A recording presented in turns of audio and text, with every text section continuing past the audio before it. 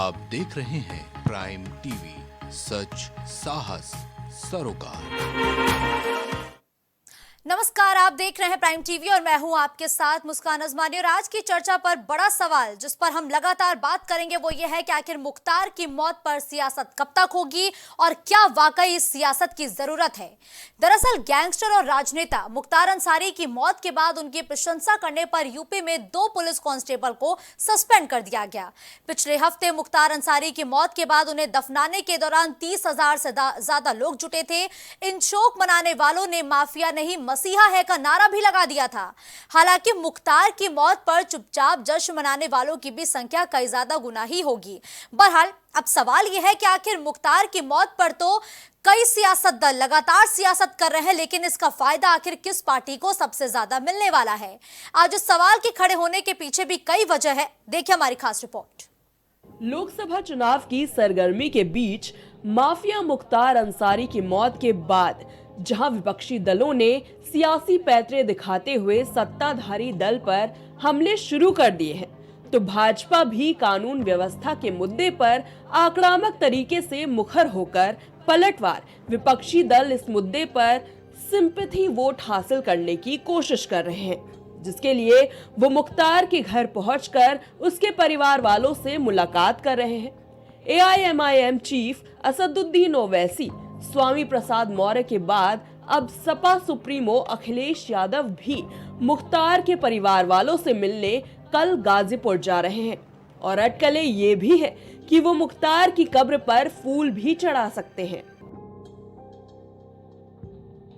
दरअसल मुख्तार अंसारी की मौत पर सियासत होने के पीछे सबसे बड़ी वजह है उसका रसूख। और आगामी लोकसभा चुनाव मऊ से लगातार 5 बार विधायक बने मुख्तार अंसारी पूर्वांचल की सियासत का बादशाह माना जाता था। पूर्वांचल के कई जिलों में मुस्लिम वोटर काफी बड़ी संख्या में हैं। अखिलेश यादव से लेकर मायावती तक मुस्लिम वोटों को सियासी संदेश देने के लिए ही मुख्तार की मौत पर सवाल खड़ा कर रहे हैं और सरकार को घेर रहे हैं। इसके बहाने ये बताने की कोशिश हो रही है कि मुख्तार अंसारी की मौत स्वाभाविक नहीं है, बल्कि एक साजिश के तहत उन्हें मारा गया। ऐसा ही मुस्लिम समुदाय के लोग मान भी रहे हैं, जिसे समझते हुए विपक्षी दल सरकार को घेर रहे हैं। हालांकि विपक्षी दल इस बात को भी बाखूबी समझ रहा है कि मुख्तार अंसारी के मामले को बहुत ज्यादा उठाने से रिवर्स पोलराइजेशन का भी खतरा है। इसीलिए सपा, बसपा और आरजेडी तक मुख्तार अंसारी के परिवार के आरोपों को ही अपनी ढाल बना रहे हैं। मुख्तार की मौत से सहानुभूति का फायदा गाजीपुर और मऊ सीट पर मिल सकता है, लेकिन बाकी जगह पर चुनाव लाभ की बहुत ज्यादा संभावना नहीं दिख रही है। मुख्तार अंसारी 2 दशक से जेल में बंद है और योगी सरकार के आने के बाद कानून व्यवस्था मजबूत हुई है। इसीलिए मुख्तार अंसारी का सियासी ग्राफ बहुत ज्यादा बढ़ नहीं पाया और ना ही उनके परिवार का। आखिर इसके बावजूद लोकसभा चुनाव में मुख्तार की मौत सियासी चर्चा के केंद्र बिंदु में रहेगा। Bureau report, prime TV. तो मुख्तार की मौत के पीछे जो लगातार सियासत हो रही है, इसके पीछे भी बहुत बड़ी वजह है, क्योंकि ये पूर्वांचल का वो कद्दावर नेता और गैंगस्टर भी था जिसके आदेश के बिना पूर्वांचल में पत्ता नहीं हिलता था। लेकिन अब जब उसी माफिया की मौत हो चुकी है तो लगातार सत्ता पक्ष पर यह आरोप लगते आए हैं कि मुख्तार अंसारी को जहर देकर मारा गया है, जिस पर लगातार जांच हो रही है। लेकिन अब इस मामले पर आखिर सियासत और कब तक होगी और इस सियासत का फायदा आखिर किसको होगा? क्या माफिया के प्रति जिस तरीके से सियासी दलों की एक सॉफ्ट कॉर्नर देखने को मिल रहा है, क्या वाकई उसकी जरूरत है? आज इन्हीं तमाम बड़े सवालों पर हम बड़ी चर्चा करेंगे, जिसके लिए कुछ मेहमान मेरे साथ जुड़ चुके हैं। पहले उनका परिचय आपसे करवा देती हूं। कपीश श्रीवास्तव, प्रवक्ता सपा, इस वक्त मेरे साथ जुड़ चुके हैं। शशिकांत तिवारी, नेता बीजेपी, इस चर्चा में मेरे साथ जुड़ेंगे। वही राजनीतिक विश्लेषक के तौर पर आशीष कुमार इस चर्चा में मेरे साथ जुड़े हैं। और इस चर्चा की शुरुआत सबसे पहले कपीश जी से करते हुए।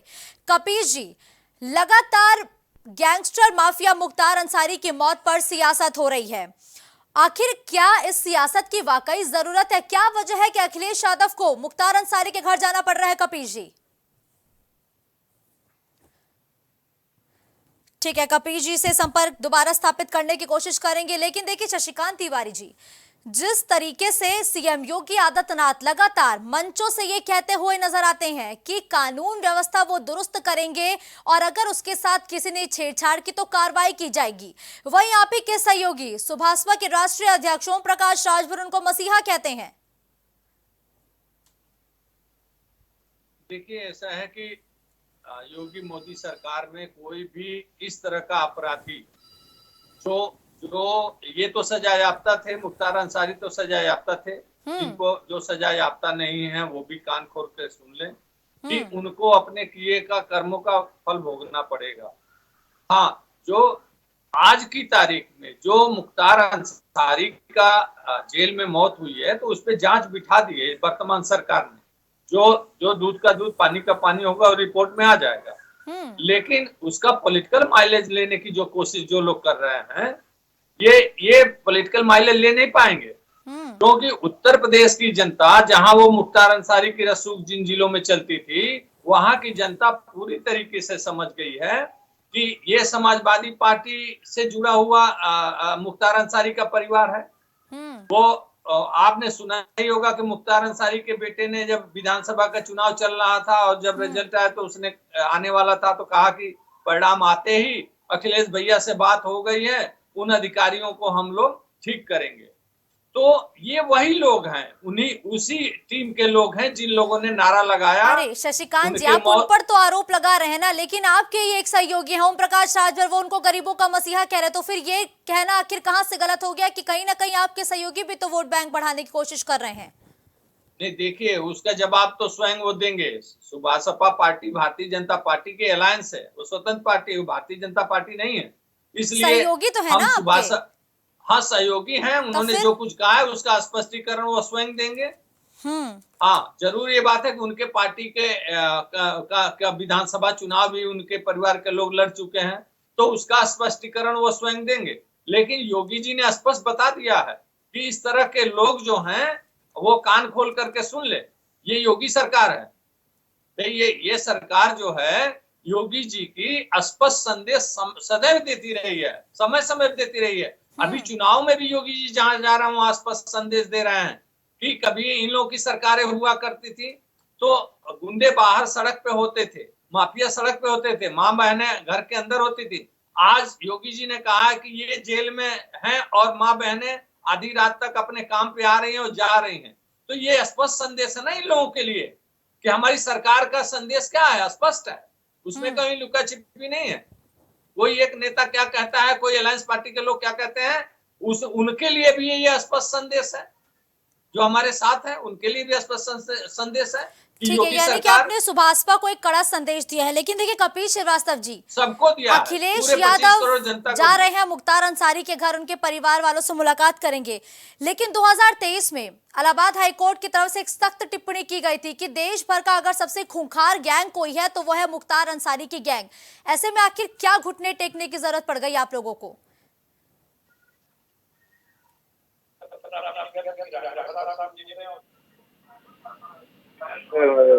योगी आदित्यनाथ जी जिनको घी का कटोरा थमाया जा रहा था वो क्यों देख रहे हैं? प्रश्न कीजिए इनसे। और उनके तो पुत्र ही इनके विधायक हैं और पुत्र के साथ इन्होंने समर्थन लिया हुआ भारतीय जनता पार्टी में। तो ये प्रश्न जो आपने किया है ये बड़ा माकूल प्रश्न है और वो इनसे है, क्योंकि ये सत्ता पक्ष में है। क्यों नहीं अभी निकाल दिया इन्होंने विधायक को? और साहब, आप अगर बड़े अच्छे व्यक्ति हैं, आप जो है पुष्टिकरण नहीं करते हैं तो फिर आप राजभर साहब को बाहर कीजिए। घी का कटोरा थमाने वाले को अंदर कैसे ले लिया? प्रश्न इस बात का क्या होता है, जो स्थानीय स्तर पर उन्होंने जीत हासिल की हुई है मुसलसल लगातार उनके परिवार में, एक सख्त टिप्पणी की तो आप बात करती हैं, लेकिन उस परिवार ने जो स्वतंत्रता संग्राम सेनानी रहे हैं, जो शहादत उन्होंने दी है, मेजर उस्मान के परिवार के लोग हैं और हामिद अंसारी साहब उप राष्ट्रपति रह चुके हैं, उसी परिवार से। और तीसरी बात मैं आपको कहता हूं, कम से कम मरहूम के साथ इस तरह की चीजें नहीं होनी चाहिए। गांधी जी तो कहते थे कि पाप से घृणा करो, पापी से घृणा मत करो। ये योगी जी जो है वो पापी से घृणा क्यों कर रहे हैं? अगर आप अपराध रोक सकते हैं, अपराध मुक्त उत्तर प्रदेश बना दिया है, तो फिर क्या दिक्कत है? आप तो जो अपराध का सजा पा रहा है, उनके परिवार का यह दावा है कि उन्होंने स्लो पॉइजनिंग करवा करके उनकी हत्या करा दी। उनका यह दावा, एक दावा यह भी था जो सुप्रीम कोर्ट में यह बयान हल्फी देकर के लाए थे अतीक अहमद और उसके भाई को, 6 बजे के बाद मेडिकल नहीं हो सकता है जेल के कैदी का, और ना इंट्रोगेशन हो सकता है। भारतीय जनता पार्टी का अपना कार्यकर्ता और बजरंग दल के 2 कार्यकर्ताओं ने मिल करके दोनों को निपटा दिया। क्या हुआ उसका? वो जो वहां पे 6 कैमरे लगे हुए थे, उसका क्या हुआ? अतीक अशरफ हत्याकांड छोड़ते हैं, मुख्तार पे रहते हैं ना, मुख्तार पे बात करिए। अरे मुख्तार पे बात करिए तो मुख्तार ही को तो बता रहे हैं कि आत्मा तो किसी की भी पवित्र होती है। ईश्वर अंश जीव अविनाशी चेतन अमर सहज सुखरासी। जो व्यक्ति दिवंगत हो गया, जिस व्यक्ति को अपने करे की सजा मिल रही थी, वो अपने सजा पा रहे थे, तो कुछ अच्छे भी कर्म किए हुए थे जिसको लोग याद करते हैं। उनकी जो कब्र खोद रहे थे, उनका नाम था गोपाल जी, ब्राह्मण थे। वहां जो मिट्टी डाली उनके कब्र पे तमाम लोगों ने, आपने देखा होगा कि प्रशासन मिट्टी भी डालने से रोक रहा था। वहां जाति और धर्म की कोई सीमा नहीं थी। और मैं सोचता हूं कि कौन सा व्यक्ति ऐसा है जिसके अंदर जो है राम और रावण दोनों नहीं है। कब कौन जगता है, बात इसकी होती है। और ब्रिजेश सिंह बगल में ही प्रधानमंत्री जी तो उनके इलाके के सांसद हैं और अपनी पार्टी में लिए हुए हैं। विनीत सिंह, ये क्या साधु लोग हैं जिनका हम लाभ ले रहे हैं? भाई धनंजय सिंह साधु आदमी है क्या? वहां अपने रिश्ते आपके बड़े पाक साहब और इन्हीं के विधायक जो सुल्तानपुर के पूर्व विधायक थे, उन्होंने 80 की लिस्ट दी थी, और वो भी बाकायदा विधानसभा के अंदर पक्षपाती लिस्ट थी, एक विशेष जाति और धर्म से संबंधित। तो अच्छा कपिल जी, यानी कि आप इस बात को सही ठहरा रहे हैं ना कि अखिलेश यादव अगर जा रहे हैं मुख्तार के घर, अगर आपके प्रमुख जा रहे हैं किसी माफिया के घर, तो वो बिल्कुल ठीक है? अरे भाई, किसने कह दिया कि वो माफिया के घर जा रहे हैं? वो पूर्व सांसद के घर जा रहे हैं। वो ऐसे परिवार में जा रहे हैं जहां पे मेजर उस्मान जैसे लोग ने जन्म लिया था, और जब शरीर निकल गया तो उनके अगर किसी कर्म में वो जा रहे हैं, शरीक हो रहे हैं, तो क्या बुरी बात है? जिस शरीर ने अपराध के दंड को भोगा, वो तो नहीं रह गया पृथ्वी पर। तो माफिया तो तमाम जिंदा है जिनका नाम हम ले रहे हैं। उनके यहाँ ये क्यों जा रहे हैं? कौन सा इसमें यहाँ पर वो लगा हुआ है? ऐसे लोगों की हत्या का मामला था मुजफ्फरनगर दंगे में। जो 5 आरोपी हैं वो इनके पूर्व विधायक और विधायक और मंत्री पूर्व हैं, वो मंत्री हैं। क्यों नहीं उनके ऊपर कोई कार्रवाई होती है? अजय मिश्रा टेली, जिनके पुत्र ने 4-5 किसानों के ऊपर जो है थार गाड़ी चढ़ा के हत्या कर दी, तब अपराध नहीं दिखाई देता? इनके अपने प्रशासन ने जब सीतापुर की 2 ब्राह्मण बेटियों को जला दिया, तब नहीं पूछा प्रशासन ने कि क्या हुआ? अरे इस सरकार को खून का चस्का लग गया है। राजनीति के लिए इतना गंदा इस्तेमाल कभी किसी ने नहीं किया। ठीक है, अपराधियों को बांट करके नहीं देखा जा सकता। अपराधी अपराधी, चाहे किसी धर्म हो जाति का। बिल्कुल और ठीक है, तुष्टीकरण हमेशा अधिक के लिए होता, कम के लिए कोई तुष्टीकरण क्यों करेगा? ठीक है। अच्छी के लिए शशिकांत तिवारी जी, करेगा, आरोपों तो पर भी क्या जवाब दीजिए। तुष्टीकरण करेगा? जी देखिए ये जो है पापी को भी उचित ठहरा रहा है, उसके पाप को भी उचित ठहरा रहा है। ये वो लोग हैं जो अतीक अहमद का महिमा मंडन ये कर रहे हैं। अतीक अहमद के यहाँ इनके नेता मुलायम सिंह जा कुत्ते से हाथ मिलाते थे कि अतीक भाई तुम्हारे घर आए हैं, कुत्ते से हाथ मिलवाते। आज इनकी स्थिति ये है कि ये लोग राम मंदिर पे फूल चढ़ाने नहीं जाते हैं, ये जा रहे हैं मुख्तार अंसारी के यहाँ फूल चढ़ाने, वहां बुके चढ़ाएंगे। और ये बता रहे हैं कि पापी की जब आत्मा निकल गई तो वो शुद्ध हो गया, तो ये लोग जिन्ना का भी फोटो अपने पार्टी कार्यालय में लगा लें। जिन्ना भी इस दुनिया से जा कोई नहीं होता हमारा। औरंगजेब और मुगलों का तो महिमा मंडन ये लोग अपनी सरकार में भी करते रहे।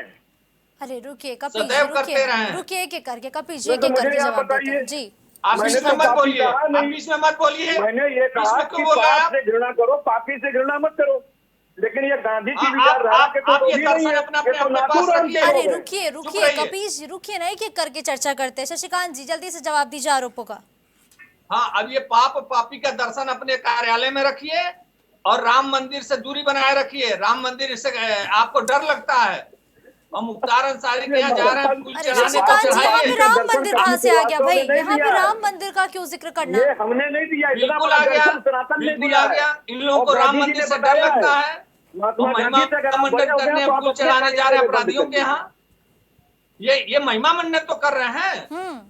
अरे इसलिए महाराज, मैं इनको किसका महिमा उदाहरण दे मंडन रहा कर हूँ रहे राम हैं? मंदिर से। हम तो राम ब्रजेश मंदिर सिंह के का महिमा मंडन मंडन कर से रहे लोग हैं, घबराते हम हैं, विनीत सिंह का महिमा मंडन कर रहे घबराहट हैं, मचती हम है। धनंजय सिंह हम का महिमा महिमा मंडन मंडन कर करके रहे हैं, अतीक हम का राजा और भैया का मुख्तार महिमा अंसारी मंडन के। कर रहे हैं। रुकिए, और कपिल राजभर जी। साहब जो एसएसपी को अपने जूते के नीच के अरे। नोक के नीचे में कहते डीजीपी का कोई मतलब, योगी जी के बाद मैं ही ताकतवर हूँ। अरे रुकिए ना कपिल मैं तो जी, उनका रुकिए महिमा रुकिए मंडन कर रुकिए, रहा ये हूँ। शाउटिंग मैच नहीं, थोड़ा सा सब्र करिए, एक एक करके बोलते हैं। शशिकांत जी आपका रुख करूंगी, लेकिन राजनीतिक विशेषज्ञ भी मेरे साथ जुड़े हुए हैं।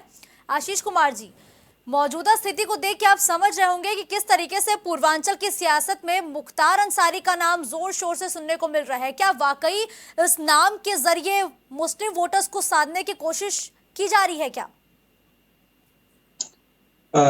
देखिए, इसमें तो कोई संदेह नहीं है, राजनीति वोट साधने का काम ही है।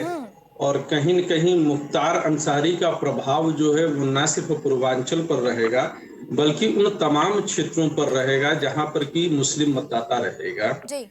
और चूंकि ये सिर्फ मुख्तार अंसारी की ही बात नहीं है, चूंकि इस तरह की घटनाओं की एक सीरीज है जहां पर कि पहले मुख्तार अंसारी होते हैं, फिर अतीक अहमद होते हैं। भले ही ये न्यायालय द्वारा अपराधी सिद्ध हो कर दिए गए हों, लेकिन जिन परिस्थितियों में इनकी मृत्यु होती है वह कहीं न कहीं कुछ लोगों के मन में संदेह और शंका पैदा करती है। और ये अगर एक बार होकर के रुक गई होती तो ठीक है, चलिए उस पर आप जो है सफाई पेश कर सकते थे, लेकिन हर बार जब इसी घटना को दोहराया जाता है तो संदेह फिर वहां पर पैदा होने लगता है। और लोगों के मन में ये मैं आपके चैनल के माध्यम से कहना चाहूंगा कि राजनीति में कई तरह की जो है विचारधाराएं होती हैं, सकारात्मक होती हैं, नकारात्मक होती हैं। उसमें एक विचारधारा होती है संप्रदायवाद, जिसको कि इंग्लिश में कम्युनलिज्म कहते हैं। जब संप्रदायवाद आगे बढ़ता है तो वो धर्म विशेष के प्रति घृणा को लेकर के आगे बढ़ता है। वह इस धर्म विशेष के प्रति घृणा के आधार पर वोट को एकत्रित करने की बात करता है।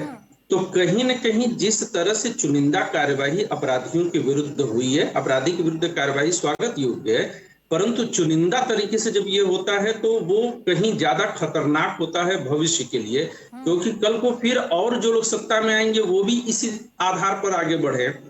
तो लोगों के मन में जो ये एक भेदभाव पैदा करके आप आगे बढ़ने की कोशिश करते हैं, तो एक वर्ग का संतुष्टिकरण आप करेंगे तो दूसरा वर्ग वोट लेने के लिए दूसरी तरफ जाता ही जाता है। तो राजनीति सही है या गलत से कहीं ज्यादा आज के दौर में वो वोट को बांटने के आधार पर चल रही है। वह कहीं न कहीं उसके पोलराइजेशन, ध्रुवीकरण के आधार पर चल रही है।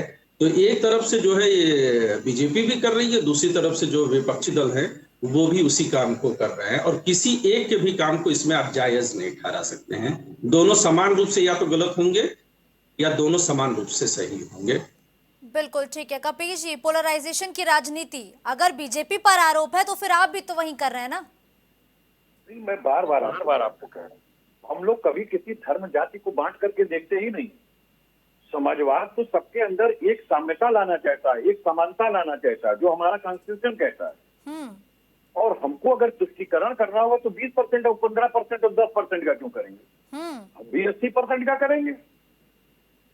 तो तुष्टीकरण हमेशा ज्यादा के लिए होता है, कम के लिए कोई नहीं करेगा। और मैं आपको बार बार कह रहा हूँ कि देखिए, अगर सत्ता पक्ष के पास अपना काम होता तो इस तरह के इल्जाम इनके ऊपर ना होते। और हम क्यों कह रहे हैं?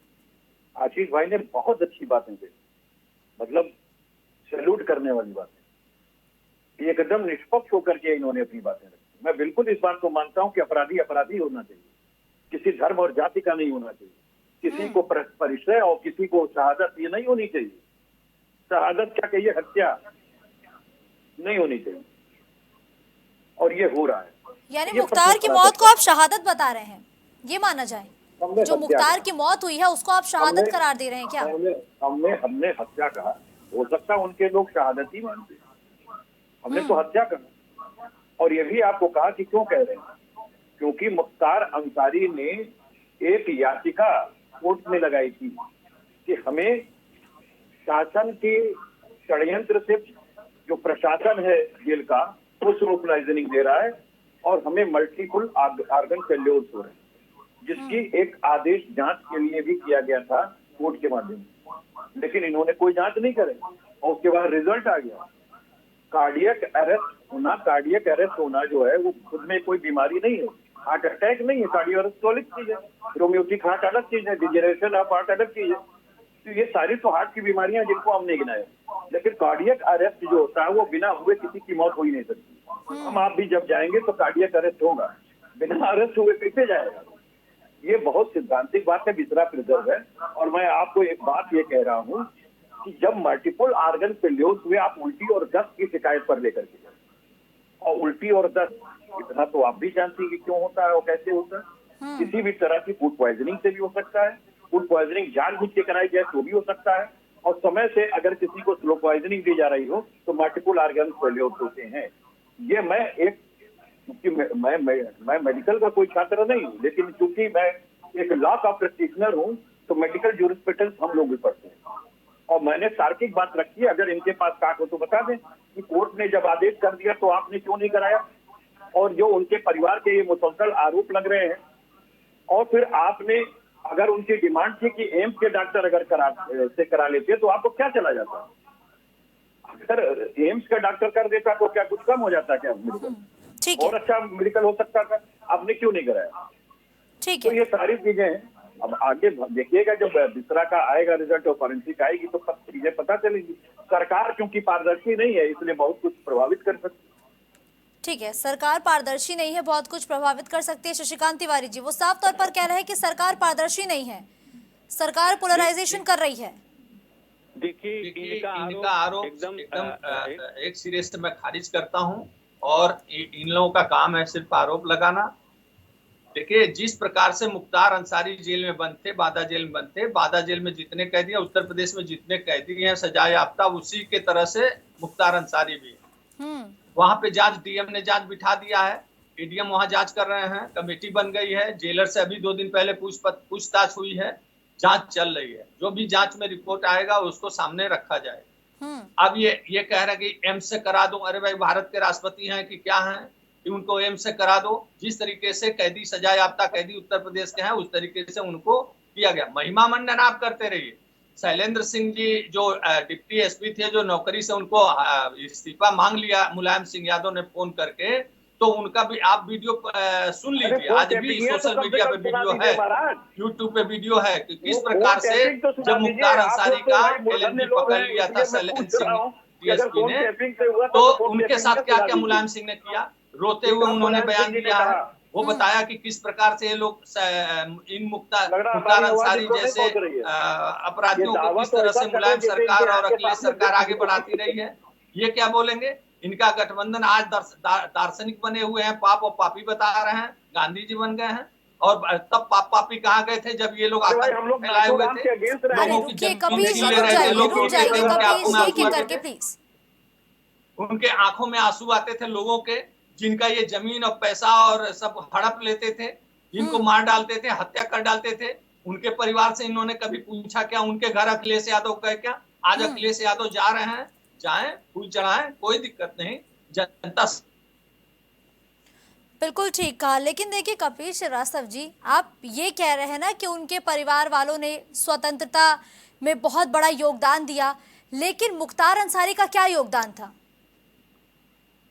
आप उनपे इतने गंभीर आरोप लगाए, कोर्ट ने उनको उम्र कैद की सजा न सिर्फ 1 बार बल्कि 2 बार सुनाई, कहलाए तो वो गैंगस्टर ही जाएगा ना? फिर एक गैंगस्टर के प्रति आखिर इतनी संवेदना क्यों? मैं क्या गैंगस्टर, जो गैंगस्टर आप कह रही हैं जिसको कहलाएगा, हम कहाँ कह रहे हैं कि नहीं कहलाएगा, लेकिन वो सांसद भी कहलाएगा कि नहीं कहलाएगा, पूर्व सांसद कहलाएगा कि नहीं कहलाएगा, पूर्व जो है विधायक कहलाएगा कि नहीं कहलाएगा, जनप्रतिनिधि कहलाएगा कि नहीं कहलाएगा?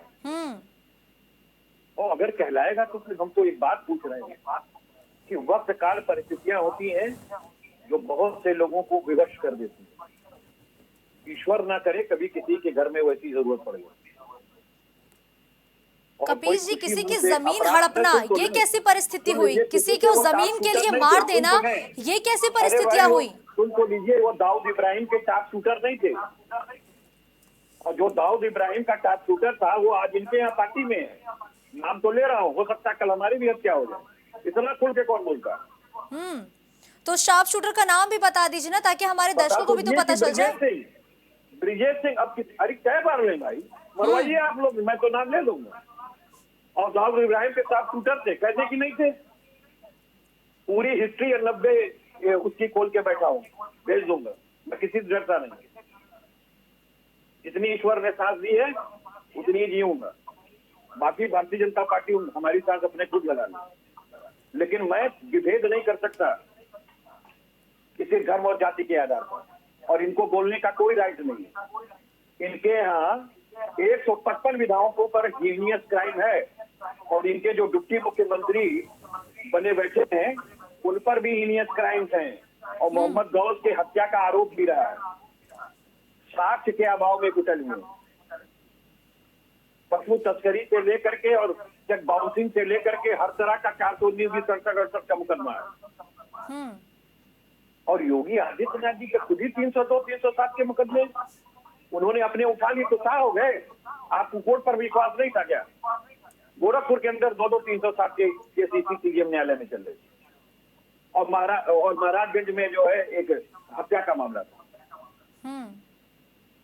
ठीक है, तो कह रहा हूँ कि क्यों उठा लिया उन्होंने? क्योंकि आप मुख्यमंत्री थे इसलिए उठा लेंगे। आप चिन्मयानंद पर इसीलिए मुकदमा उठा लिए कि वो बड़े संत व्यक्ति थे, और जिस बिटिया के साथ तेल मालिश करा रहे थे, जो वीडियो वायरल हुआ था वो बड़ा अच्छा लग रहा था।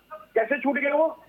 अरे ये भारतीय जनता पार्टी है, ये डकैतों और बलात्कारियों के साथ खड़ी होने वाली पार्टी, और खुलेआम खड़ी होती है। ठीक है, और इस्तीफा तक नहीं लेती है। इसके उकसाने पर 23 सितंबर को उकसाया था अजय मिश्रा केनी ने कि हम किसानों को 5 मिनट में उठा दूंगा, उसका भाषण है। उसको आप मंत्री बनाए हुए तो वो भी केंद्रीय है। और आप मुझे आप बता दीजिए, तो उनके पुत्र ने उनके उकसावे पर 5 किसानों की हत्या कर दी, ना आपने मुआवजा दिया और ना आपने इस्तीफा लिया। करीब कम से कम इस्तीफा तो ले लेते। उनके उकसाने पे 120 भी बनता था कि नहीं? आपके पुलिस थी, इसलिए आपने 120 भी नहीं लगाया। हमारे सामने बैठे बोलने नहीं दूंगा, क्योंकि हम विधि को जानते हैं और उसी को एक्सरसाइज करते हैं और उसी की शपथ लेकर के बैठे हुए। ठीक है, शशिकांत तिवारी जी से जवाब दूंगी, लेकिन एक बार पहले मैं आशीष जी का रुख करूंगी। आशीष जी, आप दोनों ही पक्षों की बातों को सुन रहे होंगे करीब से, और आपने विश्लेषण हर एक पार्टी का करीब से क्या होगा, आप साफ तौर पर देख रहे होंगे कि एक अजय मिश्रा टेनी का जिक्र कर रहा है, एक मुख्तार अंसारी के समर्थन में कहीं ना कहीं खड़ा नजर आ रहा है। ऐसे में देश की जनता, उसके पास क्या रास्ता है? ये बड़ा बढ़िया सवाल किया है आपने। देश की जनता के पास क्या रास्ता है? एक्चुअली में ये आज से नहीं, पिछले 15-20 सालों से ये तमाम रिसर्च का विषय रहा है कि जनता के सोच को, विचार को कैसे प्रभावित किया जा सकता है। सोशल मीडिया और इलेक्ट्रॉनिक मीडिया को, ये तमाम रिपोर्ट्स है, आप मेरी बात को अन्यथा मत लीजिएगा, ये रिपोर्ट्स में कहा गया है कि ये देश के अंदर जो है वह गृह युद्ध की स्थिति तक ले जा सकते हैं। जिस तरह की बात को इलेक्ट्रॉनिक मीडिया और सोशल मीडिया लगातार परोस रहा है, आप एक बात सोचिएगा कि सोनम वांगचुक, बड़े नाम है भारत में, वो काफी दिनों से जो है भूख हड़ताल पर बैठे रहे। वो कहते थे कि हम चीन तक हम जाना चाहते हैं, चीन बॉर्डर तक, और ये दिखाना चाहते हैं कि चीन ने भारत की जमीन को पिछले कुछ सालों में हड़पा हुआ है। आज जब वो फिर से उनका आंदोलन शुरू होने वाला है, तो पूरे उस एरिया में इंटरनेट को डाउन कर दिया जाता है ताकि वहां की खबरें जो है वो छन करके बाहर तक ना आ पाए। मैं किसी पार्टी विशेष के ऊपर आरोप नहीं लगा रहा हूं, किसी संस्था विशेष पर आरोप नहीं लगा रहा हूं, पर मैं बताना चाह रहा हूं कि सोशल मीडिया और इलेक्ट्रॉनिक मीडिया अब यह तय करने लगे हैं, और वो भी खास तौर से आर्टिफिशियल इंटेलिजेंस के माध्यम से, कि आप क्या सोचेंगे वह आपकी सोच को कैप्चर कर ले रहे हैं, और वो वही सोचेंगे जो कि सत्ता पक्ष उनको सोचवाना चाहेगा। क्योंकि जो दूरसंचार विभाग होता है वो पूरी तरह से केंद्रीय सरकार के नियंत्रण में होता है, तो वो पूरी तरह से सोच को ब्लॉक किया जा रहा है। और वो सभी लोग अपने अपने स्तर पर कर रहे हैं। जनता के सामने मुद्दे क्या होने चाहिए थे, आज हम लोग को बहस क्या करना चाहिए था कि देश में अभी ILO की रिपोर्ट आई है कि कितने प्रतिशत बेरोजगारी है। हमें ये कहना चाहिए था कि पॉवर्टी का लेवल इस देश में क्या है, भूखमरी की स्थिति क्या है, किसानों की स्थिति क्या है। हम लोग चर्चा किन मुद्दों पर कर रहे हैं? हम चर्चा ये कर रहे हैं कि मुख्तार अंसारी कैसे मरा, मुख्तार अंसारी के घर कौन गया, हमने कितने लोगों को मार दिया, क्यों मार दिया। क्या ये वास्तविक मुद्दे होने चाहिए थे? अगर यही बात थी तो हमको बात इस पर करना चाहिए था कि नेशनल क्राइम ब्यूरो, ये जो नेशनल क्राइम रिकॉर्ड्स ब्यूरो होते हैं, उनके रिपोर्ट्स समय समय पर जारी किए जाते हैं, उनके आंकड़े हैं, उन आंकड़ों के हिसाब से नंबर 1 पर जो है अपराध का स्टेट महाराष्ट्र है, दूसरे नंबर पर उत्तर प्रदेश है। तो आखिरकार वो आंकड़े कहां से आते हैं? अगर सभी महिलाएं सुरक्षित हैं, सभी महिलाएं सुरक्षित हैं, तो जंतर मंतर पर बैठने वाली महिलाएं कौन थी, मणिपुर की महिला कौन थी, बंगाल की महिला कौन थी, हाथरस की महिला कौन थी? तो हम उन मुद्दों पर, जो जमीनी मुद्दे हैं, उन पर बात नहीं कर रहे हैं। अनफॉर्चुनेट ये स्थिति है कि जनता के सामने पैरासूट से मुद्दे दे दिए जाते हैं और उन पैरासूट के मुद्दों पर ही इलेक्ट्रॉनिक मीडिया और सोशल मीडिया की पूरी जिरह है। आप देखिए कि कितने प्रतिशत जो टोटल वॉच टाइम होता है उसमें किसानों की समस्याओं पर बात होती है, कितना समस्या ये होता है जिसमें कि पेयजल पर बात होती है। जिस लखनऊ में आपका चैनल है, उस लखनऊ में अगले 4 साल के लिए जो है ग्राउंड वाटर बचा हुआ है। लखनऊ की स्थिति बहुत बुरी है। दिल्ली में जहां पर कि सबका जमघट है, वो जो है 85% जो है वो भूकंप की जद में आता है कि अगर 7, 7.5 जैसा कि ताइवान में भूकंप आया, अगर दिल्ली में आ जाए तो दिल्ली की 85% जनता नेस्तनाबूद हो जाएगी। हम इन मुद्दों पर बात ही नहीं कर रहे हैं कि जो जनमानस से जुड़ा हुआ है। हम लगातार ऐसे मुद्दों पर बात कर रहे हैं जो कि पैराशूट मुद्दे हैं आज की तारीख में। तो जनता को सही ढंग से सोचने के लिए नागरिक समाज की एक भूमिका होती है, जिसमें इलेक्ट्रॉनिक मीडिया और सोशल मीडिया उसके जो है बड़े पहरेदार के तौर पर बताए गए हैं। तो ये मुद्दे हम क्या उठाएंगे और क्या मुद्दे जाएंगे, जनता उन पर वोट करेगी। बिल्कुल, आपने ठीक कहा कि कहीं ना कहीं सियासत इन मुद्दों पर हो रही है जिनकी वाकई हमें जरूरत ही नहीं है। खैर, धन्यवाद आप सभी गेस्ट का हमारे साथ इस चर्चा में जुड़ने के लिए। वाकई एक बात तो साफ तौर पर आज स्पष्ट हो गई कि हम जिन मुद्दों पर बातचीत करते हैं, जिन मुद्दों को लगातार सियासत दल अपनी सियासत को भुनाने के लिए इस्तेमाल करते हैं, वाकई वो मुद्दे इतने जरूरी है नहीं। जो तमाम दल है वो जनता के मुद्दों को छोड़कर मुख्तार अंसारी की मौत कैसे हुई, मुख्तार अंसारी को न्याय कब मिलेगा, ये तक बात लगातार उठाई जाती है। लेकिन फिलहाल मौजूदा वक्त की जो तस्वीर है वो यही है कि अखिलेश यादव मुख्तार अंसारी के घर जा रहे हैं। जो पूर्वांचल है उसको साधने की कवायद करते हुए अखिलेश यादव मुख्तार अंसारी के घर जाते हुए अटकले है कि वो उनकी कब्र पर फूल भी चढ़ाने वाले हैं। और इसके जरिए जो अखिलेश यादव और जो समाजवादी पार्टी को हमेशा ये कहा जाता है कि वो MY समीकरण वाली पार्टी है, तो M फैक्टर को साधने की कोशिश अखिलेश यादव करेंगे। यानी कि पूर्वांचल के साथ ही जो प्रदेश पर और देश भर के मुस्लिम है अटकले हैं कि अखिलेश यादव उनको भी साधने की पूरी कोशिश मुख्तार के घर जाने से करेंगे। लेकिन अब मुस्लिमों का जो साथ है, क्या वो अखिलेश यादव वोट में कन्वर्ट कर पाएंगी, ये देखना बहुत दिलचस्प होगा। और क्या माफिया मुख्तार अंसारी की मौत पर जिस तरीके से सियासत दल अपनी सियासी रोटियां सेक रहे हैं 2024 के चुनाव में, इसका फायदा उन्हें मिलेगा या नहीं मिलेगा, फिलहाल ये वक्त बताएगा। हमारी इस चर्चा में आज के लिए बस इतना ही। देश और दुनिया की बड़ी खबरों के लिए आप देखते रहिए प्राइम टीवी।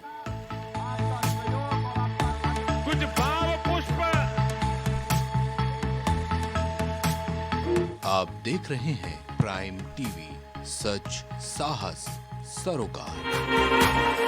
प्रॉब्लम्स थी जो मेरे को स्टेप्स चढ़ते हुए प्रॉब्लम थी, वो अब I think so 70% is improved. ठीक है, मेरे को एंकल में प्रॉब्लम थी एंड मेरे को नसेस मसल्स प्रॉब्लम थी, जो मसल्स में काफ़ी पेन रहती है, जो अब की इस टाइम पर एक बार मैंने लिया, मैं लास्ट टाइम आया था, उसके बाद मैं अब दोबारा आया हूँ, तो ऐसे 70% इज इम्प्रूव्ड, जो कि डॉक्टर नहीं कर सका। मैंने हाँ, मतलब मैं गंगा राम के हॉस्पिटल के डॉक्टर से तकरीबन 2 साल तक ये ट्रीटमेंट करा था कि उनको समझ ही नहीं आया ये प्रॉब्लम क्या है। दैट इज अब बेटर है।